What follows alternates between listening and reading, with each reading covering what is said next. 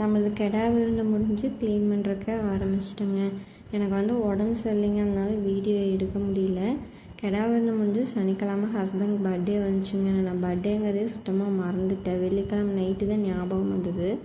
அப்போ கூகுளில் சர்ச் பண்ணி பார்த்து மொடச்சூர் ரோட்டில் லொக்கேட் ஆகிருக்கிற எம்ஏ ஹோம்மேட் கேக்ஸ்ன்னு சொல்லி ஒருத்தவங்களுக்கு ஆர்டர் பண்ணியிருந்தேன். அவங்க வந்து காலையிலேயே வந்து டெலிவரியும் பண்ணிட்டு போயிருந்தாங்க. உங்களுக்கு வேணுங்கிற மாதிரி செஞ்சு கொடுப்பாங்க. நீங்களும் இந்த நம்பர் கால் பண்ணி ஆர்டர் கொடுத்தீங்கன்னா ஹோம்லேயே வந்து டெலிவரியும் பண்ணிடுவாங்க.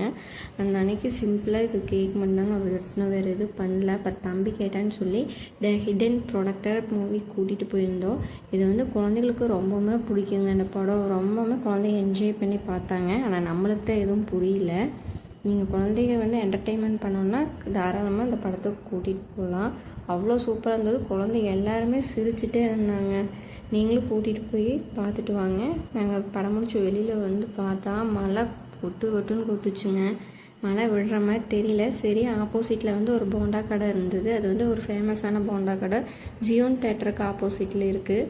அங்கே போய் நாங்கள் வேணுங்கிறதெல்லாம் வாங்கி சாப்பிட்டு சரி மழை நிற்கும்னு பார்த்து அப்போவுமே நிற்கலைங்க.